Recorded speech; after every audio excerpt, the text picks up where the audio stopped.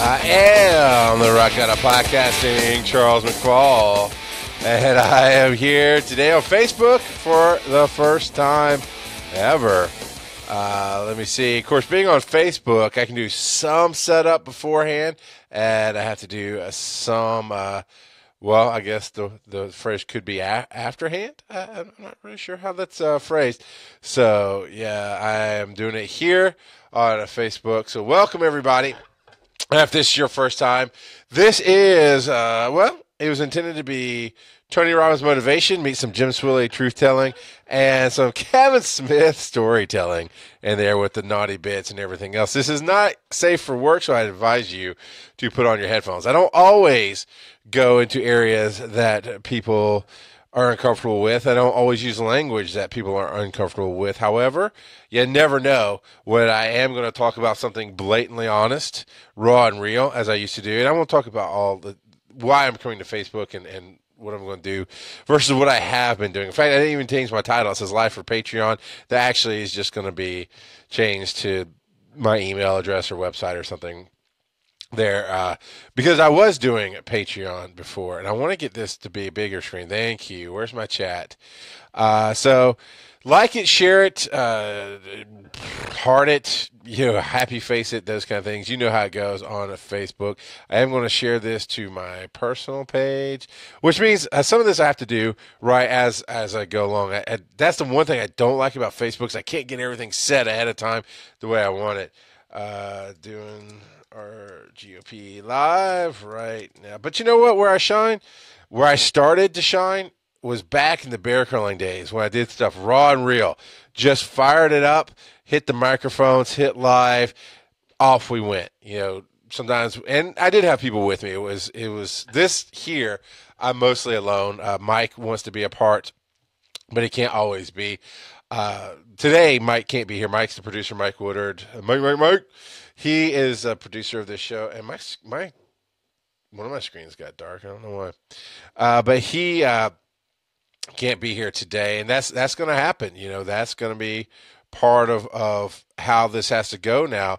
Is that I was running into issues doing the show for a couple of reasons, but I want to talk about some heavy topics today. So we're going to go a little bit all over the map.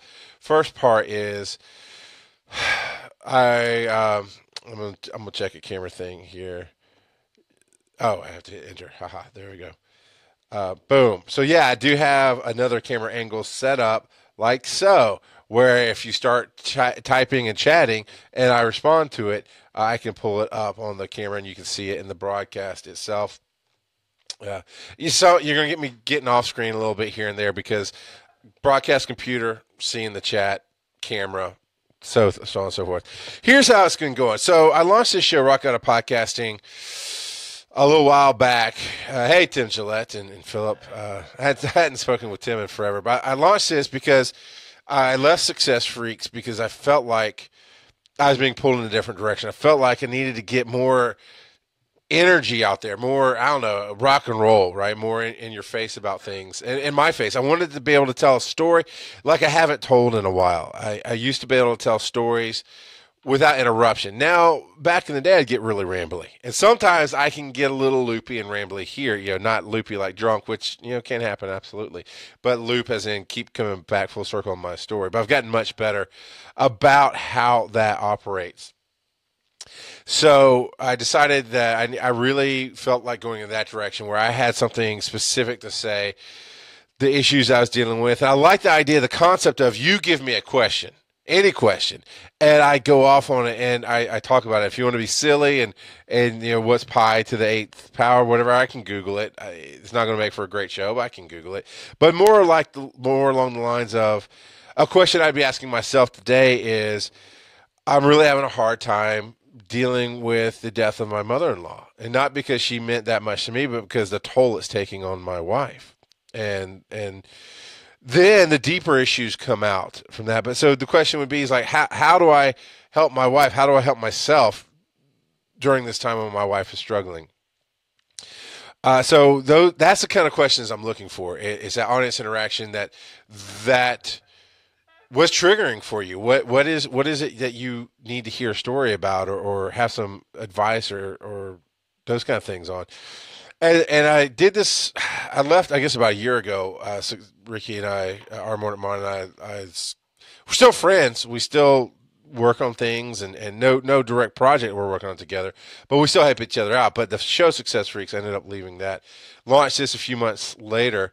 And I like the idea of the rock out of podcasting. It's just, that's what I called myself when I was doing bear crawling back. That's honestly, when I look back at it, my most comfortable in podcasting was that. I mean, production wise, professionally, I was all over the place. I was a mess. I was inconsistent, unfocused. But the feeling of what I did, the whole thing was Metal Attitude meets talk radio. It's raw and it's real, human connections. Brutal honesty, and I felt like I've lost a lot of that when you're going for a certain audience, and this happened in Success Freaks. When you're going for a certain audience, you say things in a certain way, and I felt I have to pick my words. And again, if you're just joining, this is not safe for work. So I wanted a place where I could just, if I needed to say something that offends people, but it's what I believe, I wanted a place to say that. If I needed to phrase it with 4-letter words, I wanted a place to say that. And I felt like I didn't have it. And when I think back to bear crawling days, I never worried about what people thought. I just did it. And I had a small audience, and I always thought maybe I'm doing something wrong. And I do very well with a partner for sure. I love bouncing off ideas, and I love hearing ideas that are not my own. That's why I love doing Breaking the Panel over on Giant Size Team Up Network. Check out Breaking the Panel with Klotz and myself and Chris Wisdom. And it's just that diversity and the ability to play Punchline Scramble, which is one of my favorite games, right? Find the joke, make people laugh, or be surprised by the joke and laugh yourself. Never know what's going to come from those guys. And I work well there. But here, I needed something on my own. And I went about it, and I felt like a wrong way.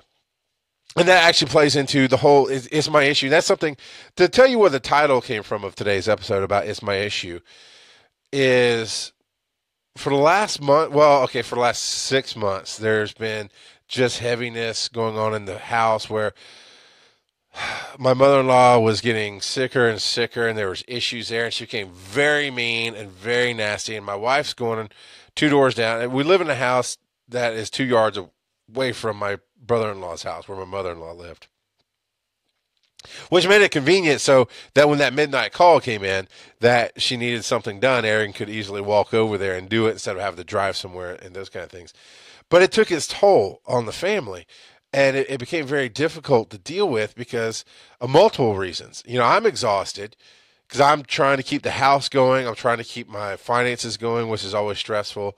Okay, always is the wrong word, but keeping the finances going is a stressful thing because I've chosen a life of working for myself and being on the hustle and chasing my passion and my love. And my love is to sit here and talk to people and to share my life and to get these things out there. And then that doesn't always make for a steady income. And it's so easy. And I do sometimes miss the office job that I had that I never quit, got laid off. And because of how I focused on what I wanted the podcasting empire. I want to be able to speak from a stage and educate people. I want to do a show where, let's be honest, I want to do a show where hundreds of thousands of people are here on Facebook watching live and sending in a question, and I can interact. And I found some of that with EMS Underground that I do on Thursday afternoons, and we just went straight to Facebook as a new way of doing things and a new way of interacting. And I found as I took those shows on solo, because Tom, the owner of the school, the Georgia Institute of EMS, they're doing a lot of growth. They're doing a lot of classes. He's gotten things that have come up the last couple of weeks. But I found kind of doing Rock God Light, right? It's very medically oriented. It's very EMS oriented from my history being a paramedic. And from the audience is EMS based, all medical new students and older people who are learning things, or seasoned people, I guess I should say. I find that doing that, getting that interaction, it made for a much better show. And what I messed up with Rock God is that I thought, okay, I've established, these are the things I do. I know launching it, I'll launch it to a smaller audience. But I just had this vision of what was going to go on.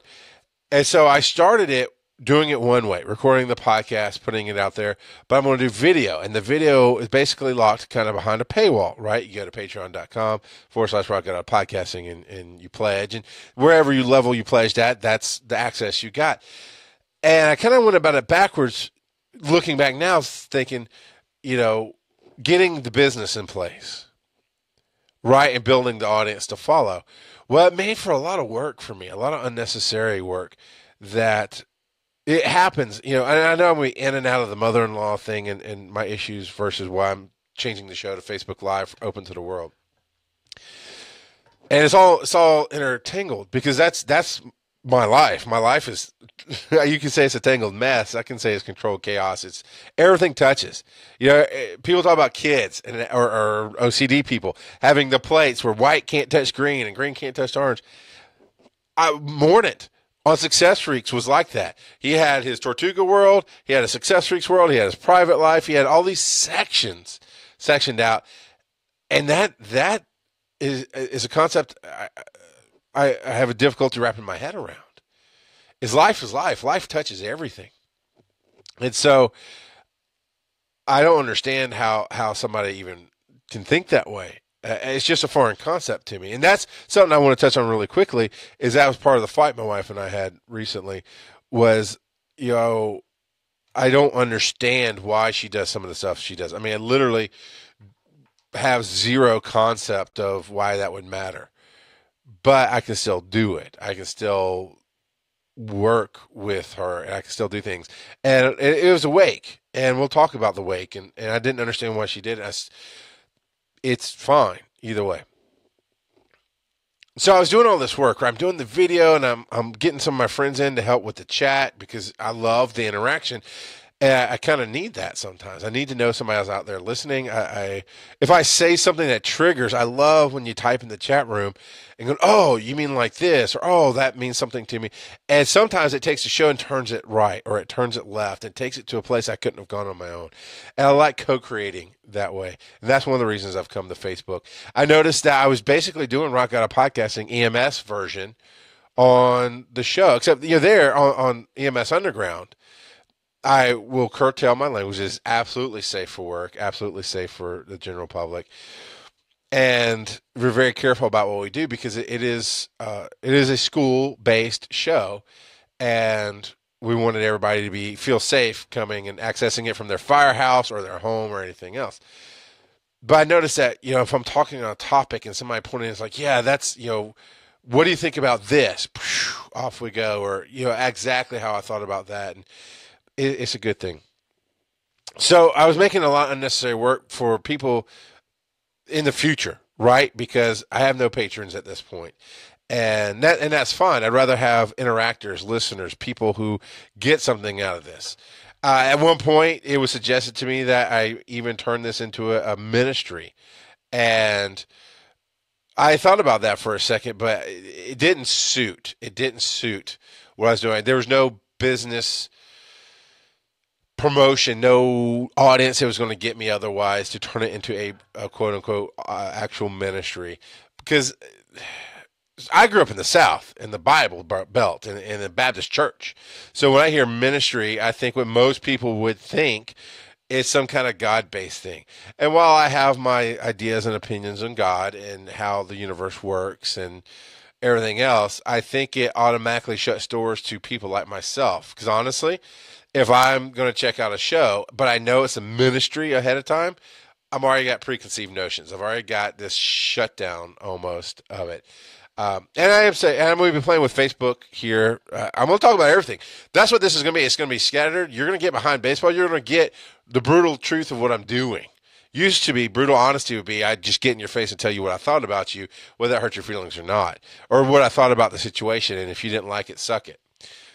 Now it's going to be brutal transparency. How about that? It's going to be the truth as I know it. And I'm going to talk about the issues going on if I have one with my computer. I'm going to talk about what I want with viewers and interaction. And I'm going to talk about the camera. And right now it looks a bit in and out of fuzziness. And I'll be honest with you. And I'm trying a cool new framing that I'm doing. And Oh, crap. That black screen you see behind me is actually, I've got an old burned out laptop that won't do much, but it's got my Rock God logo as a background, and I forgot to turn the monitor because it looks so cool in my studio. It really does. It looks great in my studio to have that screen with the Rock God logo, and I might actually change it to the corner where the pins are so that it would show up behind in this framing. Anyway, see? I talk about everything. So I was making a lot of this unnecessary work going to YouTube privately, right? It wasn't going out to the world, it's just going to YouTube. And then I do another 30 minutes after for patrons only. And the idea was you got access to me live and got to be there. Well, nobody knows about me, right? I mean, I've got a very small but dedicated audience. And I want to say I appreciate you out there. Phil Ramos has been contacting me. I know Laura DePuter has been listening and writing in stuff.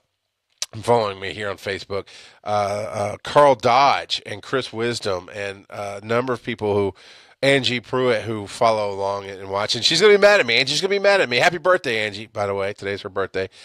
She's going to be mad because I didn't text her. But you know what?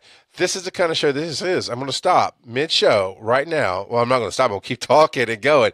I'm going to text her and say, hey, I am live right now. So that's part of what I do. It's you never know what you're going to get on RGOP Facebook. All right, because she likes to be texted and let her know when to tune into things and those kind of stuff. And no, I'm not going to do that for everybody. Angie has supported me and been with me since the bear crawling days. And by supported, I mean she has brought clothes to my house for my kids. She has been there for everything I've done in real world conferences and speeches, and always been there online to help do stuff, write notes, whatever I need. She's been my girl Friday, if that's a thing I can say and not get yelled at by feminists or something. That's from a movie, by the way.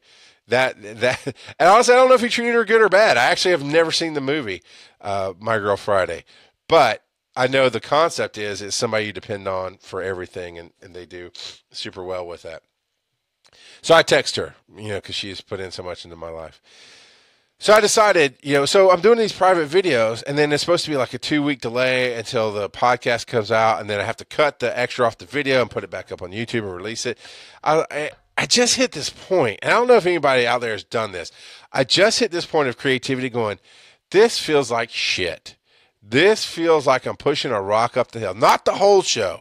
And I did have to ask myself, is it the whole show? And I actually did an episode recently where I had skipped, 2, 3, 4 weeks of not recording, and we had some in the bucket. And I went 2 or 3 weeks missing posting stuff, but I still have 2 more to put out besides this one that's going today. And I did this show going, well, what do you say in life? You get what you say. And I always was saying, Rock Out of Podcasting is the most important show to me. It's my favorite thing to do, and yet I wasn't doing it. Now, part of that was the depression. Part of that was dealing with all the heaviness and the darkness, because I'm tired all the time. I mean, this is what I look like all the time. I think it's called resting bitch face, and I find myself driving to a gig. I find myself sitting around. I walk in last night and I come in with that face, and my wife's like, "What's wrong?" I'm like, "Nothing." It's. I'm gonna get into it. Something is different. Something is heavy. I don't know.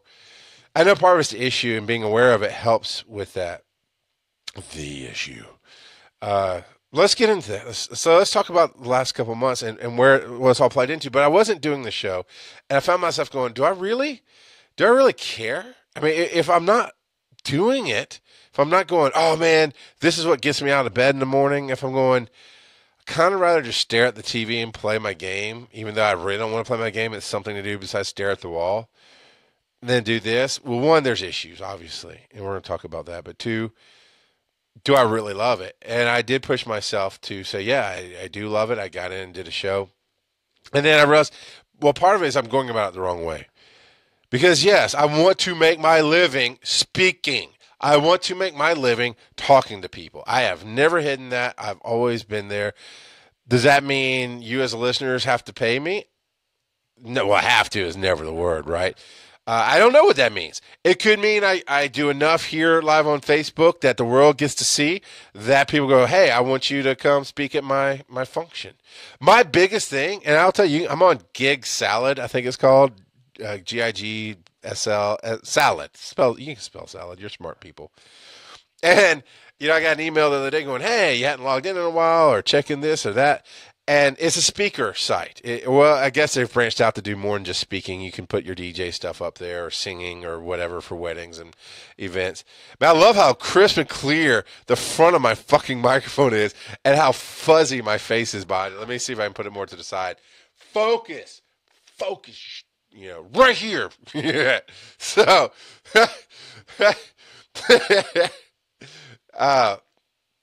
my point is, there it goes. I told him what to do. It did it, more or less. My point is, I was refreshing it the other day and going, you know what? Looking at my picture, looking at what I did on Gig Salad, I'm like, that's who I thought I should be. So I put up a new picture of me and my microphone, just a selfie that I had with my headphones on and everything. I linked a couple episodes of Rock Out of Podcasting there because if I'm going to speak anywhere and get paid for it, I'm going to do this. You got to know what you're getting. Now, you can ask me to not swear, not a problem. That's never a breaking issue. If you ask me to push your company line, if I don't agree with your company line, then I'm going to have to decline. I want to come and help you be awesome. That's what I want to do. And so my biggest thing is communication. I find I keep getting back to communication. Today is going to be a little bit about communication, but it's also going to be about communicating with yourself. But that's the thing. If you want me to come and speak at your event, it's going to be about communicating. And more than likely, I mean, you need to listen to my shows. You need to call me and see what I talk about. We'll work it out. But those kind of things. So I said, fuck it. I said, let's take all the crap out. Let's stop hiding behind a paywall because there's not like a million people trying to beat down the door for my time. I think I should just go live here on Facebook. Anybody can watch it anytime. And we'll worry about the Patreon later. It's still there. Patreon.com/Rock God of Podcasting. It's still there. There's still some levels. I just tweaked it to where it doesn't say the live video is a level. So it's going to be free. I'd love to get hired to go do, shows. I'd love to get a large enough audience to where you'll want to come to a show and I can come to your town. But that's all what I want, but that'll come. What I truly, my heart here is to connect with people, to share, well, as in today, to share the shit show that I am going through in my life so that maybe it helps other people. So maybe that it gets you through what you're doing, or so you can say, oh man, you really do know what the hell you're talking about. Let me get some help from you. Because so many times in my life, let me rephrase. This is the issue. The issue is I've always, no matter what, I've always felt alone and unloved.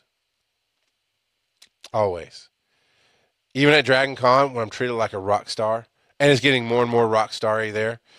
Even when I'm working on a big panel for Giant Size Team Up and we're doing a game night or we're doing a movie panel. We just did, or no, we're about to do Wonder Woman this week. We're going to do that panel and release it. Knowing I'm doing good work helps. Knowing that I'm being a good husband at home helps. But this last 6 months, and especially this last month, has really shown that no matter what, underneath it all is still this huge gash in there that says I'm alone and nobody gets it. And since I always feel that way, I always want to put stuff out there for other people who feel that way to know that you're not alone. And it goes to something I kind of talked about a little bit in the past. I can't remember if I did it on the show. I think I did, but I realized, okay, so last 6 months, I'm going to keep referring to the last 6 months. My mother-in-law for the last 2 or 3 years has been in a downward cycle of health. We'll just put it that way. And that's the other thing. That's the other thing that I've had an issue with doing any show is I want to say whatever the fuck I want to say. I need to say it the way I say it. Have a drink. Okay, that was just rude as shit. I just started to crunch ice right here in the microphone and piss everybody off. So apologies for that bullshit. I shall refrain from doing that in your ear. I will drink from time to time because obviously I'll need it. And sometimes the drink will be coffee. Sometimes it'll be scotch. It just depends on the mood that I'm in when I do it. I don't care if it's day or night, honestly. It doesn't matter. I don't. That's another concept I have no realization of is day drinking versus night drinking. Oh, you should. It's an arbitrary number. Now, if you're an alcoholic, you drink all the time. There is an issue there. But if you just drink, what does arbitrary time? How is that 4:59? It's not okay to have a scotch. 5:01. It's okay to have a scotch. You know, I know there's that song. It's 5 o'clock somewhere. Anyway, I digress, and that's something that happens a lot. But I wanted a place to say what I want to say. But there's things that I hesitate to say about my wife because one, I understand that I understand that I have no full understanding of the whole situation. Right. Two, by that I mean I perceive that she's doing something, or this is what I'm feeling. This is the part of it. But something in me says maybe that's not 100% of the story. Something in me says that maybe if I get through the dark part of it, or I've been doing this a lot lately, visualizing when I do the EMS show, talking about stress, is stress has your head down, right? We're here. We can't see what's going on around us. And part of me, when I'm having an issue with my wife, I realize that's part of it. And some voice in me says, when you get a chance and you can pull your head up, then you'll see it more clearly. So I hesitate to say exactly what's going on sometimes with my wife and whatnot. I hesitate to say the negative, and I'm going to today. By the way, if you're my family, and by that I mean my wife or my children, because everybody else, they can just get the fuck over it. I am going to say exactly how I feel about the whole situation today. Now, my kids I don't really let them listen to this show. I have hooked them up with some podcasts and some ability to listen to some things. They're not on Facebook yet. So I'm telling you now, I'm going to say things that can change your view of your happy memories of your Nana. And maybe some other people. You might want to turn the shit off because you better talk to me and get a better understanding of what's going on instead of just hearing what I have to say. But I hesitate. I do. I hesitate to say things about family because of that. Because in the past, when I did bear calling, I would tell a story thinking I could just do whatever I wanted. And certain people would use it as a weapon against my wife. And they didn't have the goddamn balls to come at me with it because they know I don't give a flying fuck. You want to talk to me about something I said on my show? We can discuss something, but you want to try to use it as a weapon? I'm a goddamn podcasting ninja. I will flip that shit and shove it up your ass so fast it ain't even funny. And everybody knows that about me. So they would try to guilt my wife into stuff or manipulate my wife, and she would take it for a while. Then at times it just built up, and I honestly have no idea if she ever said something to the family members that were using it against her. I think she ultimately did because they stopped. But she came to me and was like, well, we should just quit talking about family because they're I'm like, I don't remember my exact words. The intent was, fuck them, but because I love you and I want to make your life easier, I will see what I can do. And I did. I think she kind of pushed them back a little bit too, found a middle ground. But I do hesitate to say certain things. I need that to stop. I need the freedom because I talk things out and I feel like I have nobody to talk to. And Angie, before you type in, you always talk to me. Now, there's a point in life when I hit this bottom, when I start scraping rocks. And have you ever done that with okay, most everybody has. In your car, you go over a speed bump too fast. You scrape the speed bump. Now, Kelly, I see Kelly was in. I don't know if he's still in. It doesn't tell me when they come in and out, but Kelly was here. And I know he has a big raised up SUV kind of thing. But a post, you take a corner too close at the ATM, and that's how I feel right now. That I've been scraping bottom and hitting stuff like, God damn it. And I talk things out. That's how I do. And I need that ability. And there's other people that if things get really bad, I can reach out to. And I did reach out to somebody yesterday, just kind of feel some things out and get some ideas out. But I realized I need the freedom. I've been tying myself up too much. So I hesitate to say things about family, but I hesitate to say anything about my wife. Part one was what I told you about maybe not always seeing the whole situation. But part two is in the moment when I am dealing with some shit, when I'm upset with her or I'm frustrated or I think she's done me wrong, I know that we'll get back together on the same page. She and I will work it out, whatever. But I feel like if I come on any show and say something publicly about it, that it will shape your opinion and your idea of her. And that's something I have a very hard time dealing with because she's not here to put herself out there. She's not here to even talk back. And for me to go, well, she's well, maybe she is and maybe she isn't. Maybe my perception is off. I never want to say things, but today I've got to deal with the issue. So the last 6 months, mother-in-law cycling down, getting what she says, and you get the life you say. There's another concept along with that. I believe it was Joe Vitale.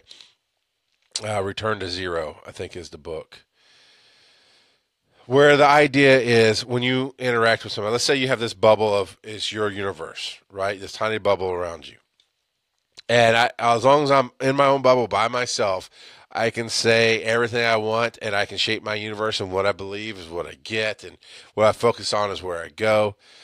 But that's an isolated life, right? So then you interact with somebody else's bubble, right? You start Venn diagramming, you start overlapping. Especially when you're married, there's a big overlap there. When you have kids, there's an overlap there. And on out. And the way he said it was, and Jim Swilley, truth telling is what I say at the beginning of this. Jim Swilley truth telling. Jim Swilley talks about being pulled into other people's realities and being influenced. This is one of the reasons I have a huge problem with politics, and one of the reasons I have a huge problem with people on Facebook. I understand there needs to be a conversation about it. I believe you're having the wrong fucking conversation about it. I believe when two sides are just goddamn yelling at each other and fucking posting memes, and both sides just believe in whatever bullshit comes from whatever source they think it needs to come from, there's no conversation. And it's goddamn Real Housewives of Washington, D.C. is what it fucking is. And my wife loves all the Housewives shows. I hate them. I think they're horrible. Because I know part of the reality is maybe people would get along better if the producers weren't pushing things. But the second part of it is the worst comes out in people because it's encouraged. Or maybe it's just who you are. But it's just this train wreck. And they never actually talk to each other. There's always this, I have an issue with this person. And they talk about blah, blah, make an issue bigger, start some shit. Then maybe eventually, oh, well, no, me and this person are finally cool. We got things settled. Now I have an issue with this person. That's all this shit is. Instead of sitting down and going, how can we make this world better? How can we change the course of what's happening in history right now? Truly change it. How can we understand the world better? It starts here, right in your house. But we'd rather get on Facebook and be anonymous and post bullshit and share memes and fuck the world. It just kills me. It bothers me. So you get what you say in life. And so when you're Venn diagramming in life, right? When you're overlapping, the Joe Vitale concept is you may not have caused her problem, you may have not had anything to do with her problem, but now that you're in that sphere of influence, right? Now that you're interacting with somebody who has a problem, you're either part of the problem or you're part of the solution, right? That's partially being married. It's we both had issues that neither one of us caused in each other, and when we got together, the issues clashed. And I'm specifically talking about me and my wife, but you can add it to anybody. And now we're part of each other's solution, or part of the problem, and you get divorced. Carl, since you're here, I'll actually quote you. He said that when he and his wife got married, as a second marriage for both of them, they spent a while saying, okay, I feel this way because, and how you said it triggered me because, and you worked through some of your shit. Well, my wife was 18 years old, 19 maybe. I was 22 when we got married. We didn't have the concept, and we have worked towards that. But let me get into the last month. Because I was talking about how my mother-in-law had 3 years at least of, if not more, of downward spiral. And you get what you say and the life that you want. And honestly, if all you're doing is goddamn fucking Trump this or goddamn fucking left wingers that, that's the life you're going to live. It's always going to be that way. If all you ever do is goddamn talk about, and this quote is attributed to Morgan Freeman. I honestly don't know who said it, but it's a goddamn good quote. How do you end racism? And hear Morgan Freeman's voice because it sounds genius in his voice. And whether he said it or not, I have never looked it up to find out. But supposedly the urban legend goes, because it's urban legend, I had to look it up. The urban legend goes, how do you end racism? And Morgan Freeman says, you stop talking about it. And I see that so clearly with everything going on in politics. Is I haven't participated actively in politics for, I guess, 16 years now. No, 12 years, something like that. It doesn't matter. And I see that when people, oh, Trump, oh, left winger, oh, you got nothing. You got nothing you can talk about. But when you come to me and you say, okay, this is a great example for Carl. He works for IRUSA. And at some point we connected up in the universe and they were like, hey, we're helping out families in need and we're doing it under this banner. Would you like to help? And I said, absolutely. And I went for a day and changed somebody's life for a day by handing out some food and helping out. And they do that kind of thing every day. You got to start at home. But that's getting away from the issue. My issue, which I'll reiterate, is no matter how successful I get, no matter how many people I'm around, no matter how much people seem to believe in me, I still have this deep, deep, deep issue of feeling like nobody gets it, that I'm always alone. And in that feeling, I feel unloved. Now, I know my wife loves me. I know my kids love me, although they frustrate. I don't mean in a standard parent, oh, they frustrate me by love. No, there's other frustrations there that I might get into. But for the last 6 months, back at Thanksgiving, right before Thanksgiving, my mother-in-law had a stroke. And she went to the hospital for the first time of 4 in a series. And the way my brother-in-law is, my wife stayed at his house. And that's 2 doors down, but that means no going out and doing anything with the kids. She couldn't leave the neighborhood. She really couldn't come home for very long at that point. She slept there. There's lots of issues to deal with, and some of it's relevant to the story, some of it's not. And honestly, Sean sees this. I'm going to keep it simple and keep it to the point, but it's my story to tell. So she had to stay over there. So now we're leading up to Thanksgiving, so it's not quite break. Break came very quickly, but I had to get up I was doing gigs at night, and this is about the time, towards the end of October, 1st of November, this is about the time that I was doing 6 gigs a fucking night. 6 gigs a night I was doing. Not a night, I'm sorry. 6 nights a week is what I was doing. And in doing that, I was making good money. And then the podcasts were helping supplement, and we're getting ahead, and we're going to have a decent Christmas. And I had booked a gig that in 6 days, it was about a 5-day thing, but there's travel time and whatnot.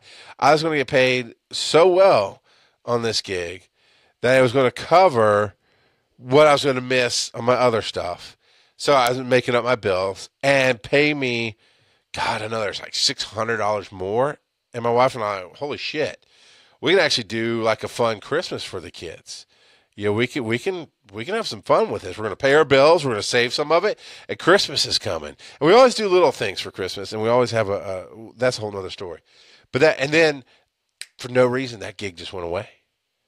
And then other gigs started dropping off. And I went from 6 nights a week to 5 to 3. I think I got down to 2 nights a week. And now it's panic time. Because now I'm having to fill in the gaps, and I'm reaching out to my friends. Do you have any kind of work, and this and that and the other? And I went back to driving Lyft. I've always driven for Lyft. It's just off and on. I went back to like full time driving, and it's stressful. And so all that's going on, and then my mother-in-law has a stroke and has to go to the hospital, and there's a lot of ins and outs to that. That frustrated the fuck out of me. That brought me down. But it was seeing how tired my wife was, seeing how upset she was, seeing the stress on her. And I was able to tell her the other day, one of the biggest things that bothers me is I can't just make that all go away. I can't just take your pain and make you feel better. And that's what I want to do. I can't even help. I can't do anything for you. I mean, I know I am doing stuff for you. I'm taking care of the kids. And so I had to go out late at night and work, get home right midnight, be by myself, which is always frustrating. Just because I like being with my wife and she likes being with me. Knowing the stress she's going through, then getting up at 6:30 the next morning to get the kids up, to get them to school, to then go back to bed for myself, and then it was just a full stress thing. And she comes, and Thanksgiving's coming up, and I told them cancel Thanksgiving, and they didn't, and that's fine. They being my wife and my brother-in-law. So she comes home right before Thanksgiving, and she's better. There's stuff going on, whatever. But I think she was actually over here in her wheelchair, whatever. Then we move into December, and something else happens. She goes back to the hospital. This time it's for like 3 weeks. And that got super stressful again. There's lots of school. There's me trying to get gigs and drive and don't know where the money's going to come from at the end of the month. And I'm still doing Rock Out podcasting. I'm still doing Breaking the Panel and Pokemon Go podcast and this and that. But I'm starting to really wear my stress to where everybody can see it. I'm going to take a drink.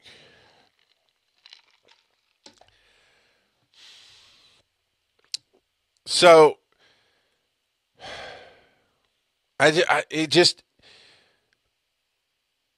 the hardest part of that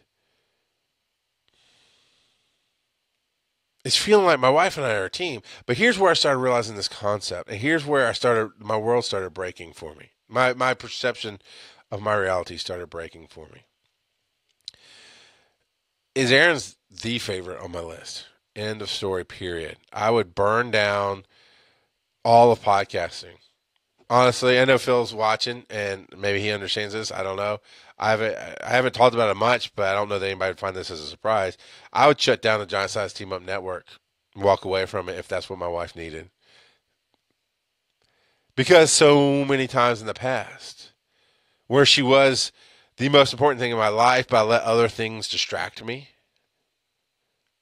I treated her like shit.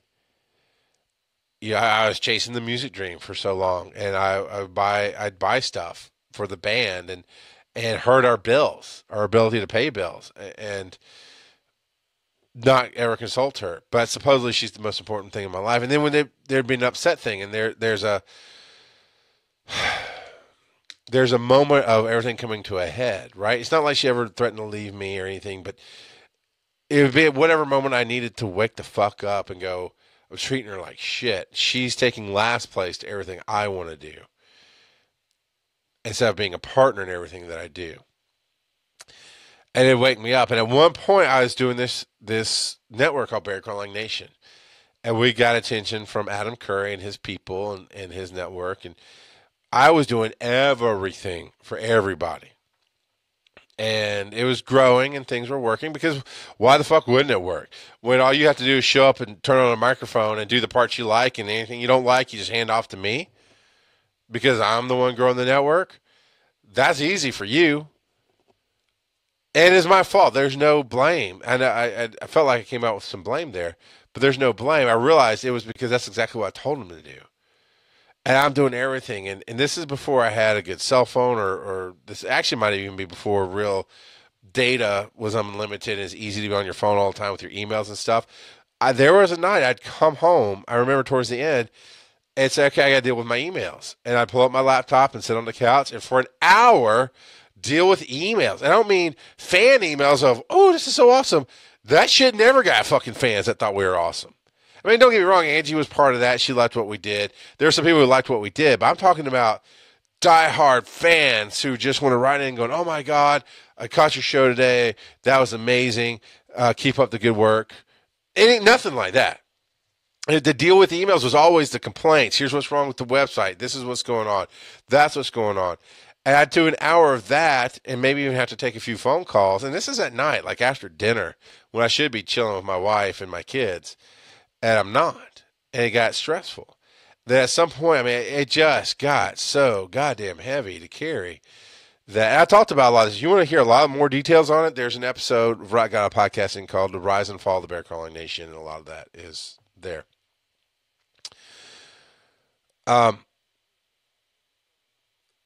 She said to me, we just had this I was sitting at the same desk I'm at now, and she was standing off to my left, because that's, where she comes in from the door. And I don't remember what we were talking about. We were kind of having a fight without fighting.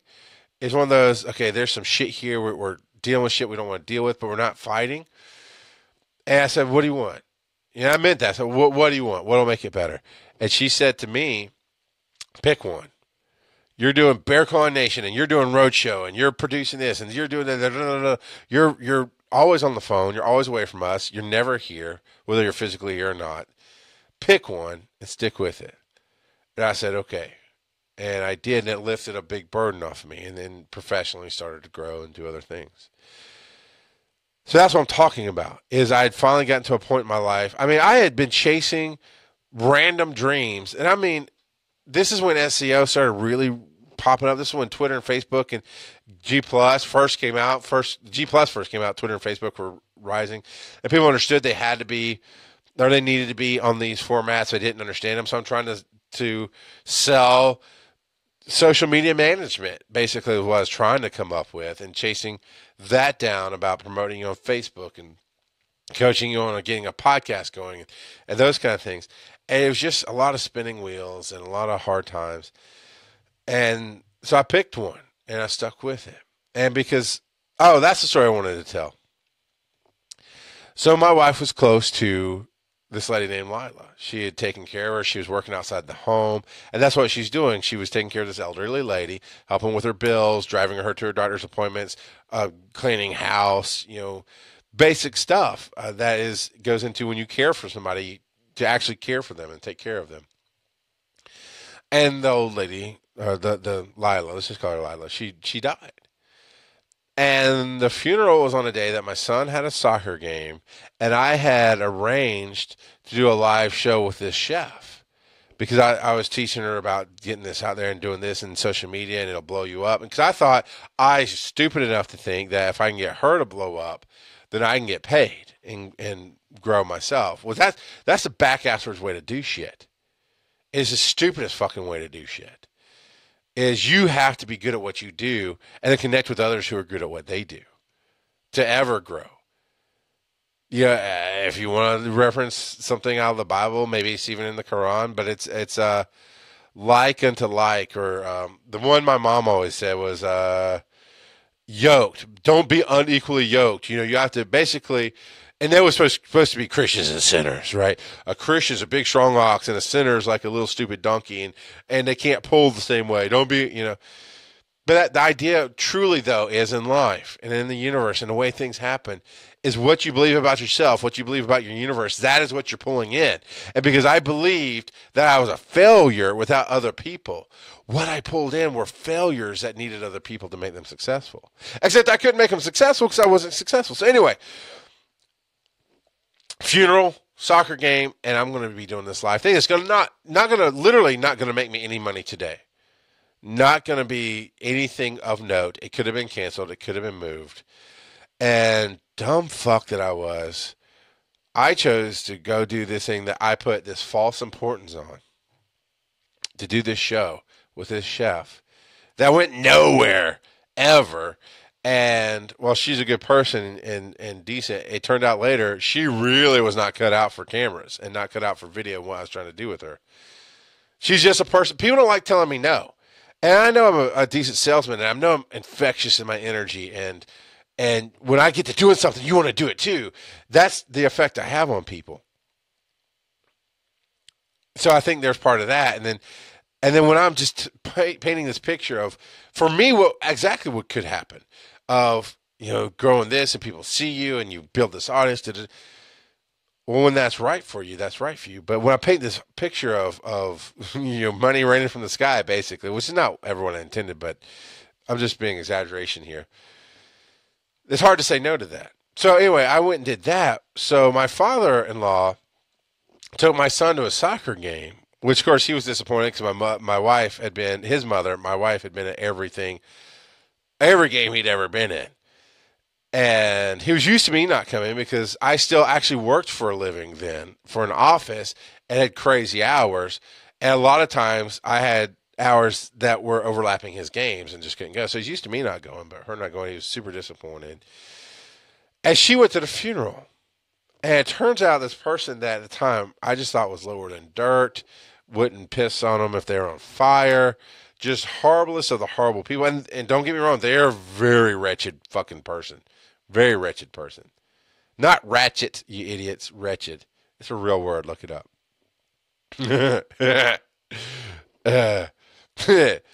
Anyway, she isn't it, but she took the time to go with my wife to this funeral. And that night after I get home, and my wife's sitting there and she's kind of recounting the day, and she's grieving because her friend has died, and she's very much connected to those kind of things. And I don't understand funerals.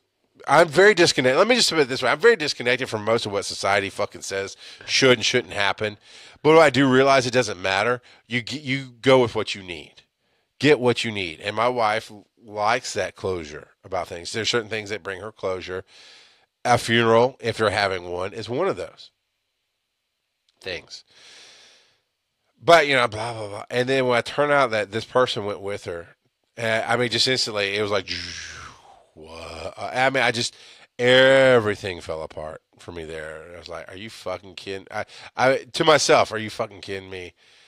I went and did this ultimately. It was a fine thing to do when there's nothing else going on, but I made this stupid choice and wasn't there for my wife when she needed me. It was a huge moment in my life, and that led to ultimately pick one, stick with it, and now in building what I've built, I've consulted with her all the way. But that's why I say now she's absolute, because I realized I was chasing everything that I thought could help me get better at stuff when I was just should have been focused on how good I was and working on that. So if she were to say, burn it down, it'd get burned down. She's my favorite. I have actually been at work at a paying job, and she called me and just was losing her shit and needed my help. And I told my boss, I gotta go. I didn't ask off. I didn't say, can I please? I went, nope, my wife's having problems. I gotta go. I'll be back tomorrow. And my boss was like, okay. And I went and dealt with it. And I actually was able to come back that same day. But I went and helped her. I was there for her. Well, I believe I realized, now this could change, and this is where things turn. This is where you got to take the good with the now. This is the now. This is what I think now. And I could realize and learn more stuff later and change my belief. But I believe in this last month, I've always known certain things. I was losing my wife and I kind of talked about this, but I'm nobody's favorite. That hit me like a ton of bricks about a month ago. Was there's plenty of people who like me. There's plenty of people who would do. Angie's one of those. Angie's, well, I said, hey, I hate to ask, but I'm asking anybody I think can actually help. I'm moving. I really could use some help. She made plans to be there. But I would expect, in Angie's case, that if she's doing something, she takes care of her nephews all the time. She helps her mom do stuff. And if she's doing something and I go, I need something right now, and I would expect her to go, I got the boys, I can't. Carl Dodge has a family. He has a career. If I say, I need something right now, I expect him to go, I'm sorry, man, I can't. But I would like somebody in my life to be, I need something right now. Absolutely. And my wife's like, well, I'm like that. this is the talk we had, and this is something I realized a very long time ago. And I won't tell you the story. The story is not that important, but it's the truth in the story that's important. Is there was a moment in our lives when she had to choose between me and her brother. And I never meant to put her in that situation. We never saw the situation coming, but it happened. And it pissed me the fuck off. And this is where he and I really started breaking. We'd had a kind of relationship before that. We had some connection before that.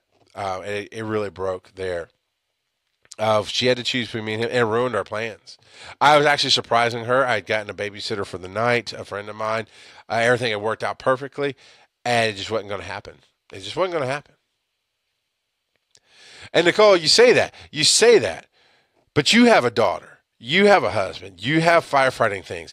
And if I call you and be like, hey, I need something right now, and you're on a fire, you're not even going to answer your phone. And that's neither here nor there. But what I'm saying is there's true life stuff.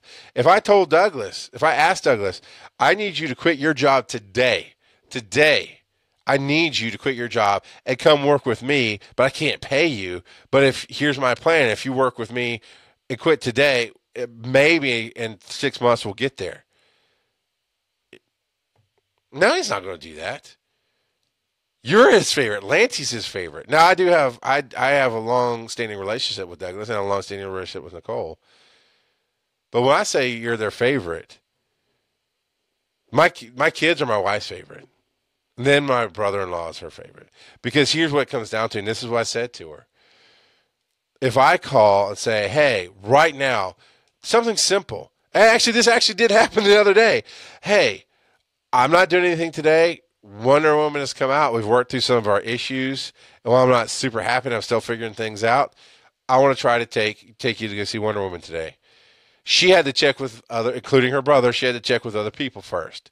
That's what I'm talking about. Not fuck the world, whatever you want, let's go do. But me, now I will tell her, and we do work together. If it comes down to it, I will turn down a paying gig to do whatever she needs me to do. Period. If it's just, hey, I want to go to the movie, I'm like, that's kind of dumb because it's going to cost us money. And I have a really good standing with the people who book the gigs for me. So it just really costs me money as far as not working the gig. But if you really want to go to a movie tonight, okay, because you're my favorite, I'll do whatever. Maybe I should be my own favorite. I mean, that's something I'm working through here. But in the last month, so in January into February, I don't remember the exact dates, my mother-in-law returned to the hospital one more time for 3 weeks this time. And it always makes my wife cry, which fucking pisses me off because I can't fix it. That's why it pisses me off. I can't make it better. I can't fix it. I can't give her some of my detachment that does help. I mean, it does. My sister called me a while back, a long time ago, for my mom. Oh, mom's going to the hospital. Okay. I mean, this is my tone. Okay, why? Well, we think she's having a stroke. You need to come right now. Why? Well, so okay. I stopped her and say, I live over an hour away from my parents, and I can't remember what was going on with my kids or whatever, or even how many kids I even had at the time. But there's things in my life that have to be taken care of. So it's not just a run down the block. And I'm a paramedic at heart. I was an official paramedic for a while. I'm considered a lapsed paramedic now, and I've been working on some of that. But I understand medicine, and when she described it to me, I called it. I said, well, no, I think that's probably Bell's palsy. But here's the reality. To my sister, I'm saying this. Here's the reality. What am I going to do? If I rush the hour and a half it takes for me to get to you, one, you might be out of the hospital by then. Two, if she is having a stroke, what can I do for that? What is sitting in a waiting room going to do anybody good?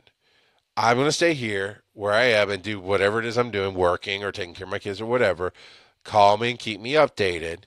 But there's absolutely nothing I can do at the hospital. That's how I roll. That's the detachment I have. It was my mom. And the reality is either she has a stroke or she doesn't. Now, when there's something I can do, when I can be there for somebody if they need me, then I've learned, okay, I'll go do that. When Lanty was born, I had Douglas call me and I said, okay, what do you want from me? What can I do? I mean, seriously, what can I do? And he said, we need to get the baby's room finished for when they come home. I said, all right, I'm on my way. And I came out to the hospital, saw Nicole, saw Lanty, uh, supported Douglas in whatever he's doing. At the time, I can't remember if he's an EMT or not, but I explained because she was a preemie. So I think I helped explain a few medical things to him, going, as a parent, you freak out, but don't worry about it. Actually, she's all good. Uh, those kind of things. Then we went back to his place and physically worked on getting the room ready because, again, she was a preemie and it wasn't quite ready, blah, blah. And so it was worthwhile. It was something I could do. I mean, if she was, because she was in the pediatric ICU or neonatal ICU because she's a preemie. So I mean, there's a stress level there. So just being there with him, if just being there with him really helped, keep the stress down, to kind of emotionally take some of that stress onto myself to help him out. And then to physically do something helps. So I understand sometimes people just need you there. I wish I could give some of that to my wife, and I couldn't. But my mother-in-law went for 3 weeks. And again, Aaron's over there every day. And stuff that I carry that I never should carry. This is my issue. And the reason I keep referring to it, this is my issue, is that in our fight, I mean, we got into it the other day because I started with I did have an issue, and I was like, I feel like, and then it turned into this fight, and she attacked me, and she did this angry thing, and she was, "It's your issue. You need to take care of it." One, whether or not it actually is my issue, when you're trying to discuss something, and it's just a fight. I've actually grown enough to where I've just pulled back, but there were definitely times when that wasn't going to happen. Pulling back wasn't going to happen. And I actually had this fight with her a long, long time ago. If I'm this irrational, angry person, why the fuck would you keep punching me? Not literally, but emotionally. If it's truly my issue, why do you keep why would you punch that? Why would you smack the bear? The bear's issue is that it's a bear and it wants to eat your face. So why do you go up and smack it in the face a whole bunch of times? I mean, I actually said that to her. This was many, many years ago before kids. And she was there for 3 weeks. My mother-in-law was in the hospital for 3 weeks. And the first hospitalization visit, there was a ton of issues, different hospitals, shithole hospital. It's just a thing. And so that 3 weeks, I was stressing because I'm carrying how much she's stressing because she thinks her mom, every time her mom left for the hospital, they both thought she was going to die, which is fine. I mean, it wasn't totally irrational to think that at all. But she went to the hospital, so my wife's over next door, and she has to be there all day doing nothing. And of course, she's bored, and I'm doing everything around the house, and I'm alone and getting more depressed, to be honest, because without realizing that's what my wife had done and what fans do, what people who appreciate what I do, what people who write it, all of you watching do, seeing the faces that show up. Because I guess if you're my friend, I get a nice little watching now icon, and that's cool. I can see 5 people are watching it now. That matters. That helps. When you type back, that helps. And I think that's part of being a creator on the internet. That's an episode I'm going to release here soon. I'm still catching up on getting everything out. So that would just go week to week. That's what we're going to do now. As a creator anywhere, you need the feedback. You need to know that this is beautiful. And it's easy to say, as an artist, you should know your art's beautiful. Most artists don't. Look at Kurt Cobain. At the time, probably one of the biggest fucking rock stars on the rise in the 90s. And it just wasn't enough. It just was too much for him. He killed himself. You can even go recently to Chris Cornell. Don't know why. And yeah, it's fucked up weird. The anti-anxiety medicine can actually make you suicidal. Antidepressants can actually make you depressed. It has a different effect on people sometimes. But whatever's going on, it's not a healthy human life. And so artists are damaged. I mean, that's part of it. And so Erin's over there, and she's I'm just carrying her stress because I know she ain't sleeping. I mean, she wasn't sleeping good, and she's worried about her mom, and she's watching right now. But that's okay. You know, we've talked about some of this, and you know, maybe listening to this will be better. It's all for me. It's fine. But so, oh, I don't want to hear no documentary, Carl. You know, there's a whatever to that, but thanks for derailing me. Ask that. But I was sitting here going, you know, I'm so exhausted and my reserves are running out. And that message in me that I have no concept of how to fix it. That's the part I'm going to be working on. There's no happy answers here today, people. This is the part I'm going to be working on. But that deep thing of no matter what I do in life, I'm alone. People don't get it. They don't understand. And I know part of that is just being a visionary. I said this to Carl the other day. You know, interpret this however you will. I'm a God among men. And I get that. I get that there's stuff I see and I understand that people don't get it until just in their face they see it.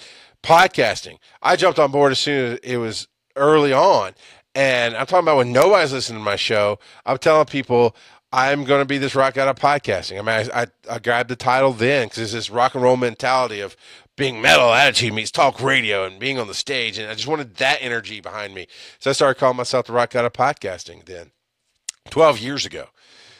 And while I definitely was damaged and didn't have the confidence, I had this vision of just being in a part of a bigger world that we didn't know how it was going to play out. All we knew early on in podcasting was you could possibly get on Sirius Radio, or you might get, you know, who knows? But I knew I was going to be doing this thing. I knew I was going to be doing it for a living. And I'd tell my closest people, and even Angie.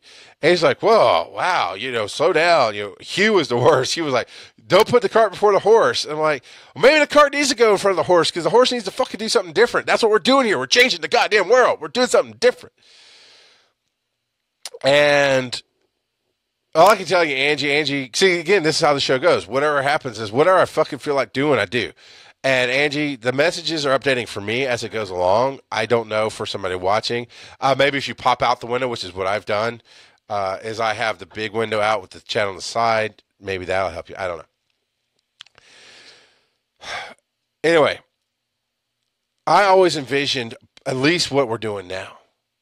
And people just couldn't get it. So I know part of it is I can see things, and that makes me a good leader, is I'm going to go over here and do this. And that's why I always liked Steve Jobs and his quote. The quote about denting the universe is fucking awesome.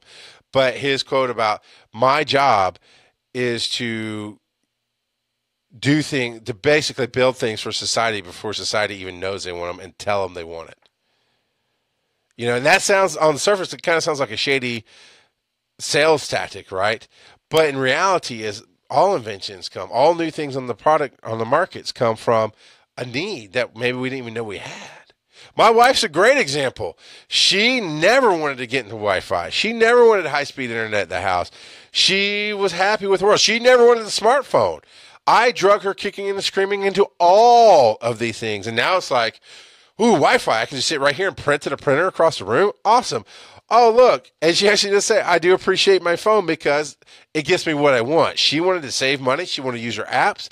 And I had to get her onto a smartphone, but she picked a basic bullshit smartphone. And I said, no, now in this last one, you're coming to the iPhone. Okay, I didn't really want an iPhone. And I don't need all the bells and whistles that come with it, but it does run my apps exactly the way I want. I can do it anywhere. It's great. That's what Jobs fucking meant. His job was to make sure that what he saw came to fruition because you didn't even know you needed it. And now that you have it, you don't want to live without it. So I get that part of that is being a visionary, that people won't understand what I'm doing. Part of that is damage. And a big chunk of that was dug out of me from the church when I was 12 years old. I told that story on one of the Rock God shows. I'm sorry, you have to go look it up. I don't remember what it was.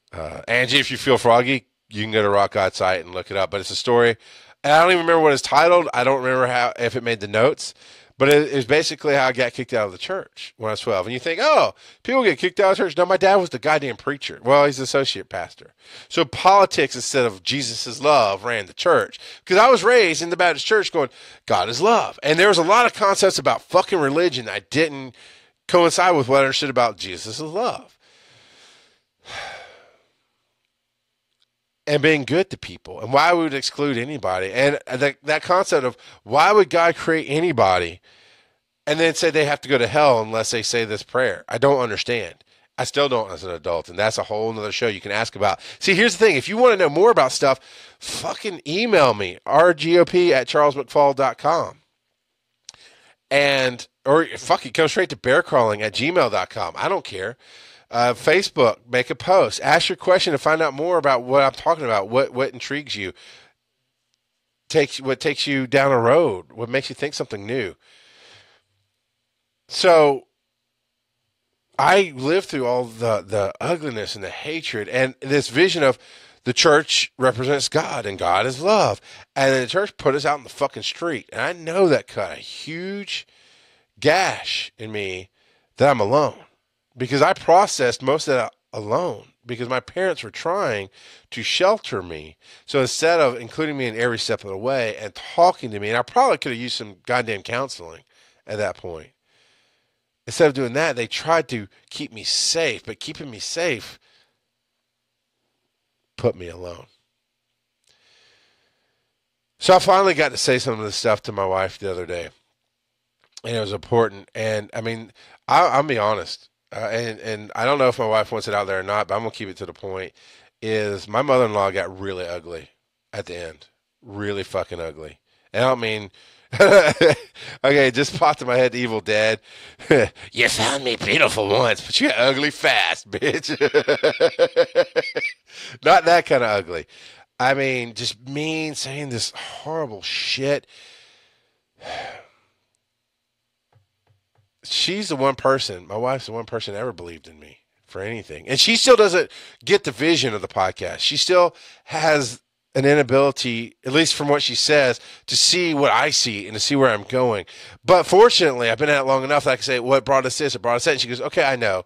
I get that, and that helps. But I'm still alone in my vision of where, of everything I see and how I see these steps adding up and where they're going. And I don't have a clear vision on everything. I mean, she asked me about Dragon Con and everything I do with that. I said, the best way I can equate it is advertising.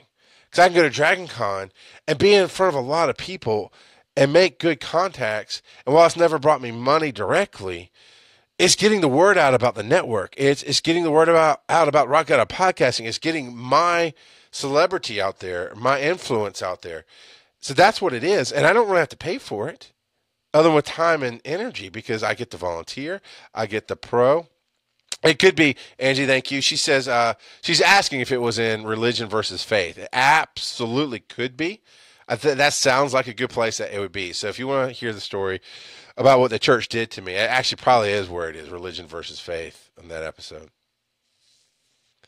And Mike's got a ton of questions, but I'd love questions from you about what's going on, why I see the world the way I see it. I've always got stuff up here that just never comes out because nobody asks.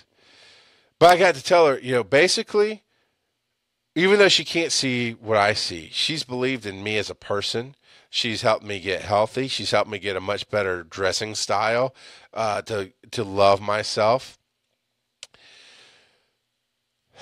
Thank you, Carl. Carl says it is. You know what? I'm going to put this up. Well, just for a brief moment, I'm going to put this one up so people can see as it goes along. You can on Facebook. This is a little late in the show to do it, but you can on Facebook. As you watch the video, you can put comments in by time, and as I talk, the comments will roll up in the comment window. But also, I can show it here on the video because I'm going to put this video on YouTube as well after the fact. So if there's anything represented, I'm going to do that. So there you get to see the chat room alongside of my face as we do this. And Carl says it is that episode. I'm just going to leave it like that for now. But I got to tell my wife, one of the things that really dug at me, what stressed me, was that in her last days, my mother-in-law tried to tear both of her children now. And don't know if that's because of what's going on in her brain chemically. Don't know. I don't care. I don't care. I cut my parents off not because I had an issue with them. I grew up, and this is how I phrase it, I grew up with my mom stepping on my dick, putting me down, trashing me. And while I did get better at accepting my wife's love, moving towards the positive, and trying to find value for myself and talking to my mom about it some, I still took whatever she threw at me. I still took whatever my father threw at me. It wasn't until they directly came at my family. Unintentionally, it was a selfish thing. They were locked up in their own damage because they could see this too, and that's fine. But God damn it. Of course it's on the wrong one. Fuck. I'm messing up my stream, but it should smooth out here in just a second, hopefully. Keep going. All right, let's see if it'll work. And it might. So there is a stream issue, but I just fixed it. It should be good. Anyway, my mom, whatever reason she had, she put down my wife's picture. My wife loves pictures. She loves having pictures of her family, loves taking pictures. And I kept putting up barriers, basically for them, because I wouldn't put them up for myself. You can run me over all day long, because I was that guy. But I put it up for my wife. No, stop. And then the other things happen that are irrelevant to the story. But basically, I cut them off for 2 years because they came after my family. They came after my wife. And what really pissed me off, what really dug deep and hurt heavy, was that her mother went after her that way. And there was nothing I could do about it. I couldn't even say anything, right? I couldn't even express my anger because my wife is already angry. She's already sad. She's already stressed. She's already not sleeping. So I'm having to carry this shit.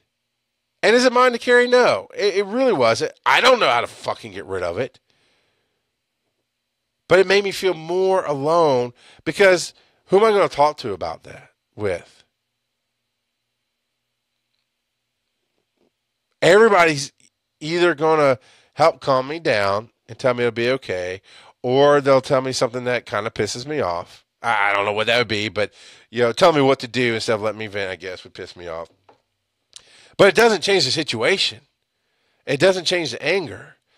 And I don't feel like I actually no. I feel more alone because every time I think of I could talk to then I think about what they've told me in the past. What I see, what they could tell me, and I know it doesn't help me because that's the goddamn problem. I know the fucking answers, and my wife tells me, "You don't always have the answer." No, when I have the answer, I always fucking have the answer.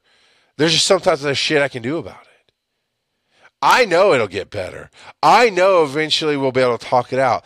I know that there's a million reasons it could have happened, and I know it was not necessarily mine to carry. I know. Didn't help. What did help was, even though we went through a fight first, which pushed me deeper into that feeling,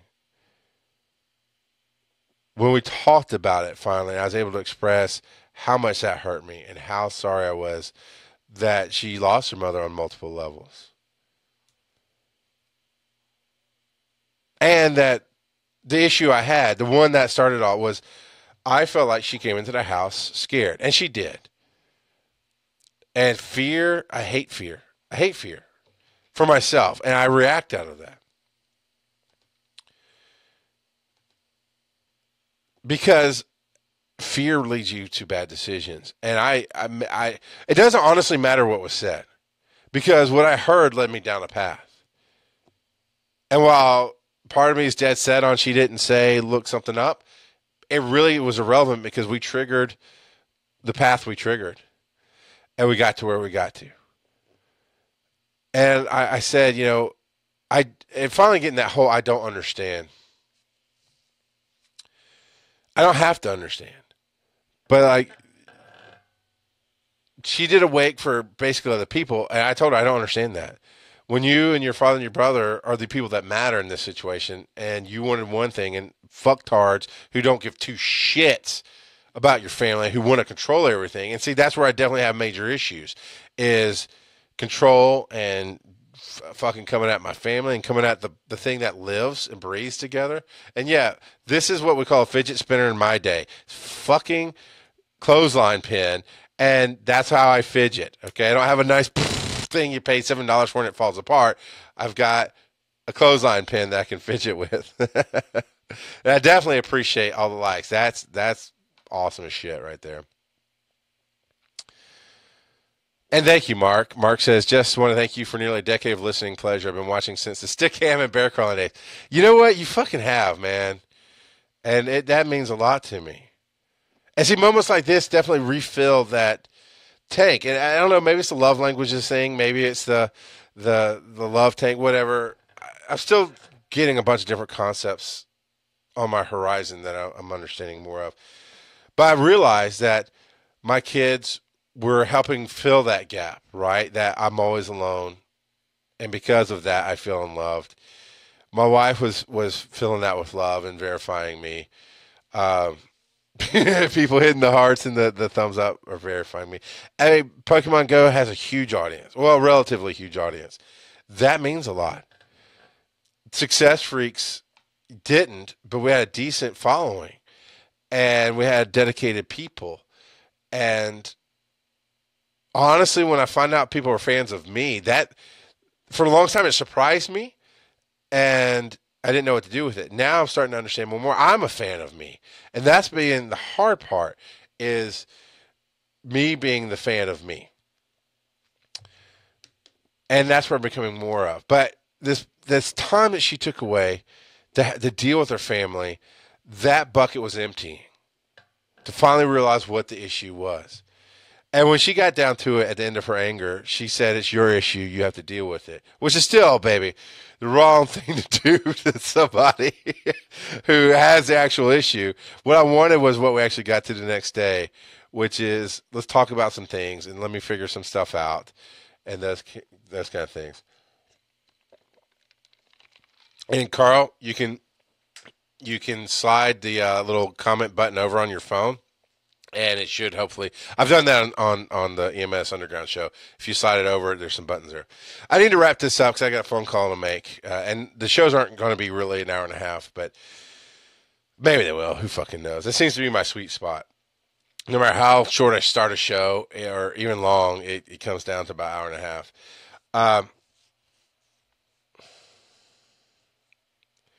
I'm feeling different. I'm going through a change.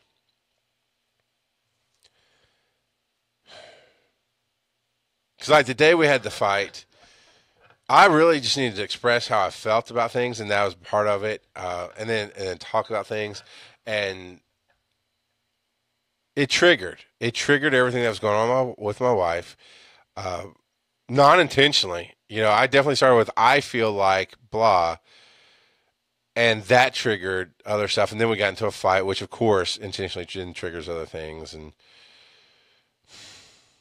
fights suck. I hate doing them.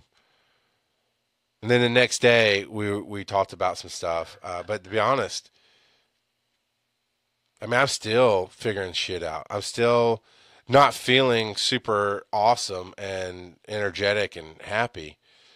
And unintentionally, too. You know, I put into the chat room this weekend. It was right after the fight. It's actually the night of the fight where when things aren't right with my wife, there ain't shit right in the world. And I mean, I felt suicidal is not the right word, because I did not want to kill myself. I didn't care to leave the world. I just didn't give a shit about anything. I was like, I don't know. The world's basically kind of over. Post-apocalyptic, you know, that's how I felt. Post-apocalyptic. The world's just over. This is the dust that we live in now.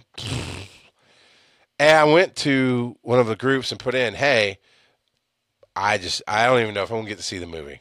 I have no idea what's going on, and I need somebody else to do this. And basically, the universe put everybody in a position for them to go, can't, I'm doing this, can't, I'm doing that. And it just dug that hole a little bit deeper. And then I did what I do is Aaron helped me work it out. And the next day, when we talked about the Friday that we would have gone to Wonder Woman anyway, that's when we were talking about it. And working some things and got to voice some things. And I did. I got to voice some of what was pissing me off. What was some of the stress? Is God damn it, there's more days than I'd like to care to say that if a company came through and said, we'll pay you $40,000 a year to do blah, and it's not something that would physically bring me pain, because washing dishes brings me pain, because most sinks are at my waist level, and I'm a really tall guy, so I am hunchback in Notre Dame for fucking hours, and that hurts. And I mean, I did that job, and it hurts, and I was miserable, and it wasn't worth the money. But there's many days that it didn't even have to be communication wise. If somebody said, hey, we know you used to read heart rhythms for on a computer, we need you to do that for us again, here's $40,000 a year, I would take it many days. Today, not so much. Yesterday, not so much, but many.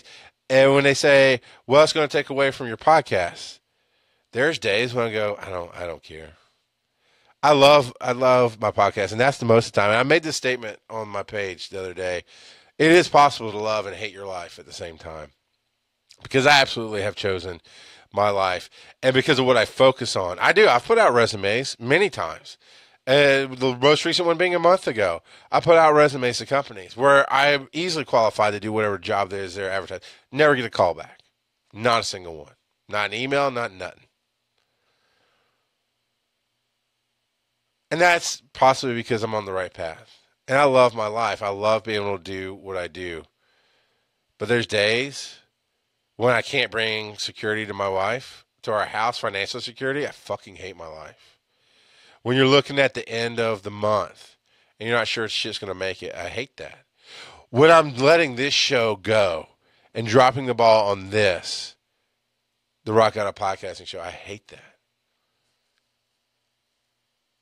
So I hope, at least in talking about this, that you can understand maybe what your issue is. Because that well, what she said is kind of harmful depending on where you are in life, because it could have pushed me deeper depending on how deep I was. It could have, I mean, that's something we talk about with paramedic medicine. I think everything is said right in the right time. So by no means am I telling her or you, I see she's still watching. By no means am I telling you that you're wrong or that it made things worse. And that's the fucking weirdest shit, man.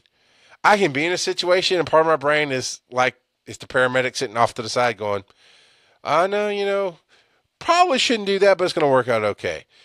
I'm not always just in the moment. It's weird.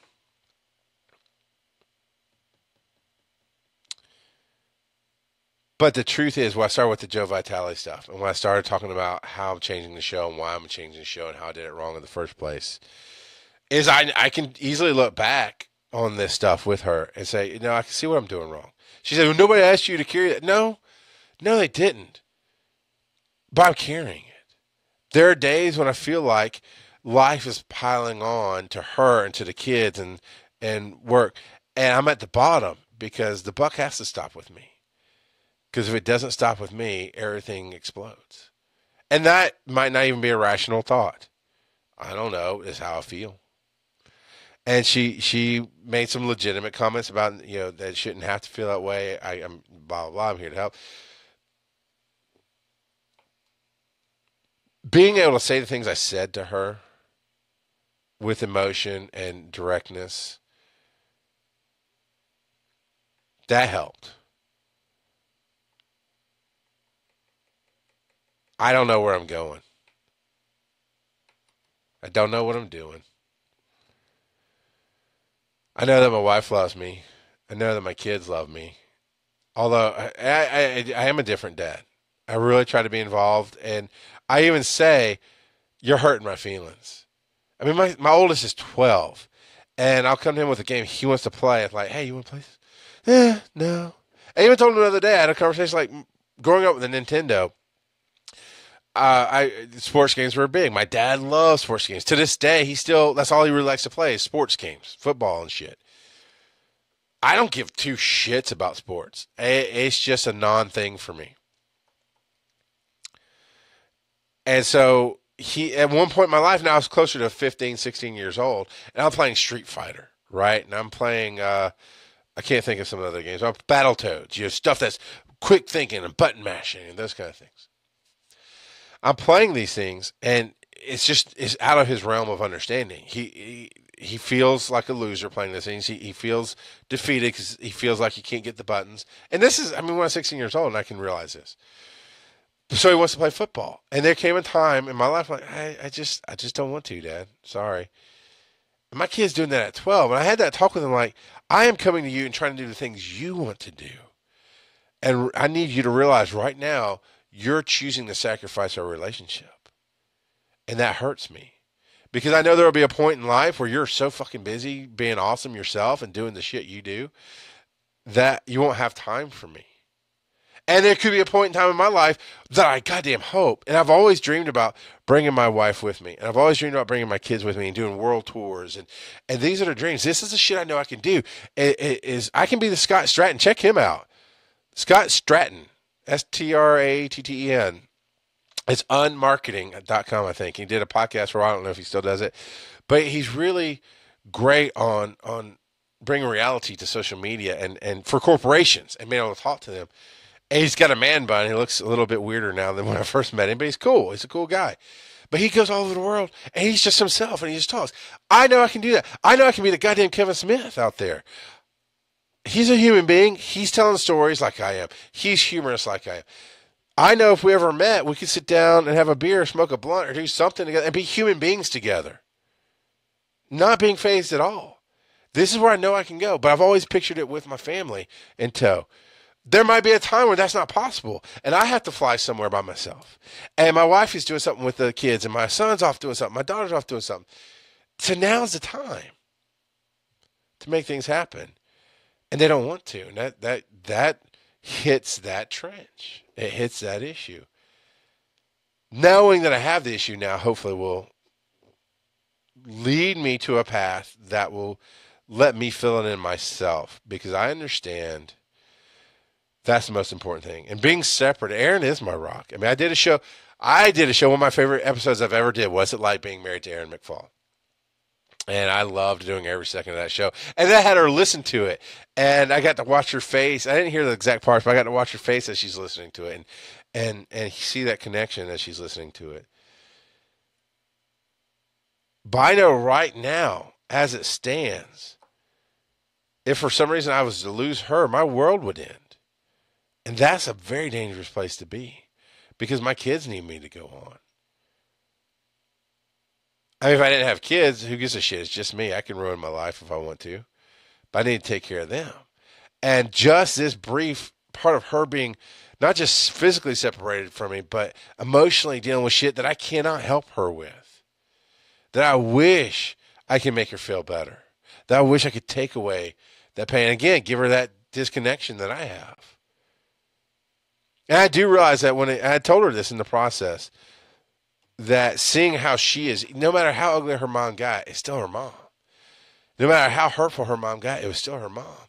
And even in the last week, I went up to the hospital with her, and I got to be there for her. And she kept apologizing, which, baby, made me want to slap you in the fucking face. And I told her, stop goddamn apologizing. This is exactly where I want to be, because you said you needed me, and I need you to need me. And I want you to want me. And there's that song. That song's always in my head. I want you to want me. I need you to need me. I'd love you to love me. Those kind of things. So when she said, I need you to come with me, it did not matter. All I did was sit there on my computer. Now, the second she walked near me, I'd take my hands off the computer, look at her, listen to her, make sure she knew I was there for her every second. And then, when she was doing something that took her attention, I'm entertaining myself on my computer. Oh, I'm sorry. You could have just stayed at home. No, this is where I needed to be. And I do feel like, real or not, there are times I feel like she does more for her family, her other family, than for our family. The reality is probably far from the truth, and that's sometimes where a reality show would come in handy for me, where the producers could just play back clips for me and go, no, look, she did this, this, this, and this. See, you just are missing it. You're just forgetting about it. You're a cheap trick, Carl Dodge. I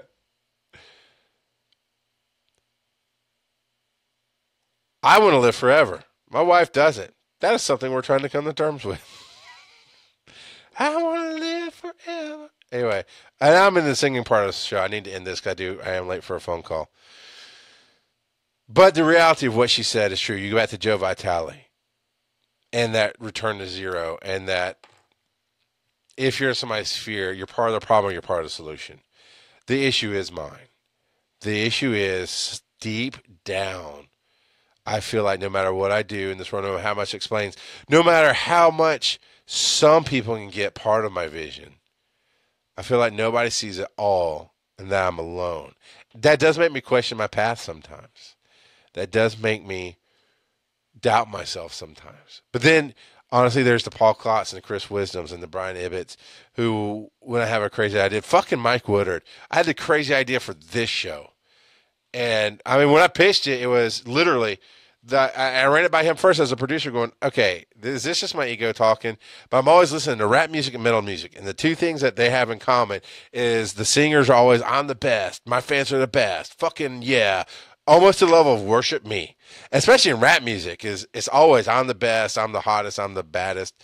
You know, every rap singer is like that. But then you go to the metal side and it's always, not so much in music about being the best, but they're like, we've got the best fucking fans in the world, and blah, blah, blah. And they're being worshipped almost to a point. And so I want to do a show called Rock Out of Podcasting, where that's what I talk about, where the confidence in me, nobody's there to poo-poo it. Nobody's there to say, oh, you got a fucking ego, which my wife does remind me of all the time. Being right and the world not understanding it sometimes seems like an ego. And maybe I do have some of an ego. I don't know what to tell you. I do know that I fucking have when I have the answer, I have the answer. There's a lot of times I don't have an answer. I don't know. But maybe the answer is just for me. But when I pitched that idea to Mike's like, no, that would work. People could ask you a question, and you just talk about your life, and you just come up with this energy. And I'm like, okay. And then I ran it by Douglas. Name drop. Let me put that over in the video so people can see it, because this will go to YouTube after today. But that, when I talked to Douglas, and I was like, what do you think about this idea? As the longest friend I've ever had, over 20 years now, we've known each other and been through hell and back. He had to approve Aaron, and I introduced him to Nicole, so obviously I approved there. I ran it by him. Same pitch. Rap music, metal music, worship me, I'm the best, blah. Figuring he'd slap it down. And he went, no. Wow, no, I get that's a good concept. And then he even started giving me, he's a non-podcast guy. As far as I know, he didn't really listen to podcasts at all. He helped do some in the past. He's been on some episodes with me on my shows every once in a while. But he's the guy that you need in the world that helps run the shit you need. That's where he gets his stuff. I call him Super Chief all the time because all he wants to do is serve his community and be a volunteer firefighter and do everything there that needs to be done that he can do. And he said, oh yeah, and he started giving me ideas on how to make it better. I'm like, holy shit, this. So when people get it, that helps. But I have to figure out how to fill in this chasm, this issue. Because you're part of the solution. I'll drop you again. Paul Klotz. He's come to me. I mean, there was a time when I was like, I go into a trivia gig and I just fucking read the trivia. I don't know. And people are like, oh, we're so glad you're here. So I'm like, I'm not even getting to do my humor like I do. I don't get to make jokes unless I hear somebody in the audience say something they didn't think I heard, and then I get to answer back. Because I do interactive comedy. That's why I've never been attracted to do stand-up. My stand-up is not telling jokes. My stand-up is the Kevin Smith stand-up of telling stories that have humor in them. But my humor, my joke, my comedy comes from interacting with somebody else and throwing in those punchlines and reality-based humor. So yeah, I need to get off here. I know I'm rambling, but when you guys believe in what I do, when I brought that to Klotz and said, dude, I don't even know, and he said something about the energy I bring and just the vision I bring to things, and even in the smallest part, when I bring the energy, they're seeing a ton of it, even though I know I'm only given a fifth of what I could do or less. It helped me go, okay, I can keep doing I wasn't looking to quit trivia. I just didn't understand why people gave a shit that I did it. And I still to this day have many games that I do that, oh, we enjoyed it. So, I mean, teams that lost by a huge margin, we enjoyed it. Thank you so much. We'll come back. And I'm like, really? This week I only did like 2 jokes. You know, my good weeks, I'll get 5 or 10 out there. But they do. They enjoy it. And I don't understand. But I need no understanding to actually ride with it. And that's where I am. And I'm gonna do what I can to understand how to fix the issue that I have. Because that's the only person who can. I mean, my wife helped a lot, but I see what happens now when she's not there to continuously. And continuously is not like an everyday thing, but just to always be there to top it off, right? To smooth it over. When she's pulled away to have to do other stuff, it starts emptying, and then I start sinking back into what the issue is. All right, I'm going to shut up now because I don't know how to wrap this up. I'm going to keep going. Thank you all for being here. This is perfect. This is what I've been looking for. You guys have been interacting on the chat. I've gotten to see people pop in and out. I don't know how active Facebook is as far as putting the pictures because Klotz was watching, but his picture ain't up here. So I'm not sure what the difference is. We had some pictures up there where I could see people were watching. Doing the feedback thing is amazing. On the podcast, and this is a long one today, but on the podcast, you can listen to this on the go, obviously. If you're catching this on Facebook and don't have time to watch the whole thing, I'm going to do announcements at the beginning. I think that's what I need to do at the beginning of every episode now, is for Facebook, do all the announcements up front where you can find me, what you can do. That way, as you pop in and out, you know you can come back and get it. RockAutoPodcasting.com is where the show's home is. YouTube.com, look up, I think it's Charles.McFall, but just Google Charles McFall or Rock God of Podcasting on YouTube. It'll pop right up. This video will be downloaded today, probably, and put up, or tomorrow. It'll go to YouTube and be live. The podcast goes to Mike Woodard, and I played the intro live for the show. I'm going to kind of play it live out of the show, but he might edit that somewhat. So the podcast will come out very quickly. You can subscribe there. You can listen to it on the go. There's 40-something episodes already out there. And YouTube is there. Facebook.com/Rock Auto Podcasting. I don't know what time I'll be back. I really don't. That's going to be the flow of this thing, is it has to happen when it happens. And I'm going to shoot for at least once a week. And I'm going to do little mini videos as time, I need to talk about this right now. But you want more? I mean, I hope you want more. But if you want more, send me those questions. Post them on my Facebook page. Help me help you. Help me help you. Show me the podcast. Give me the questions. RGOP@charlesmcfall.com. Bearcrawling@gmail.com. Twitter is @RockOutOfPod. You could message me. You can tweet me. If you want to keep it anonymous, email and direct message is the way to go. And just tell me, hey, you can read the question, but leave my name out of it. Absolutely. This is where I want to go. This is what I want to do.